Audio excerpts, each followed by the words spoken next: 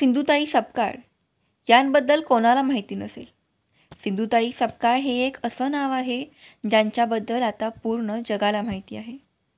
सिंधुताई सपकाळ या एक प्रेरणादायी व्यक्तिमत्व होत्या ज्यांची अनाथ आणि वंचित मुलांसाठी आपले जीवन समर्पित केले।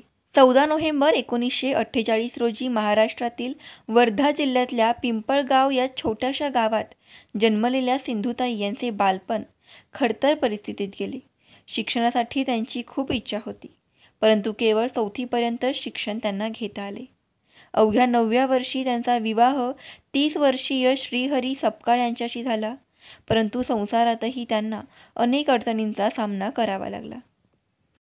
सिंधुताई यांना 20व्या वर्षात गरोदरपणात घरातून बाहेर काढण्यात आले।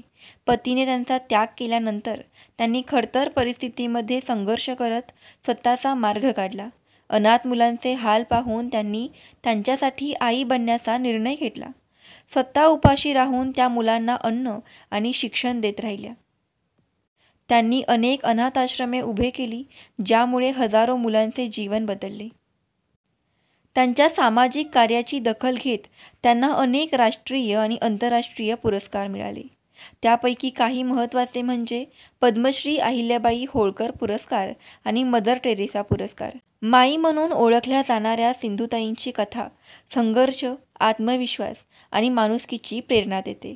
4 जानेवारी 2022 रोजी त्या आपल्यातून कायमच्या निघून गेल्या, पण त्यांच्या कार्यामुळे त्या कायम स्मरणात राहतील। इन्फिको आय केअर हॉस्पिटल, बदलापूर पश्चिम, रेल्वे स्टेशनच्या अगदी समोर आणि वैशाली टॉकीजच्या बाजूला। तुम्हाला डोळ्यांच्या संबंधित कोणत्याही समस्या असल्यास इथे आहेत अनुभवी डॉक्टरांची टीम आणि अत्याधुनिक मशिनी। त्याचबरोबर मॉड्युलर ओटी आहे, जिथे तुम्ही मोतीबिंदू, काचबिंदूचे ऑपरेशन करू शकता।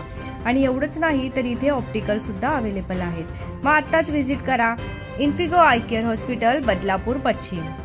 धन्यवाद। अशाच माहितीसाठी पाहत रहा आपले महिला विश्व।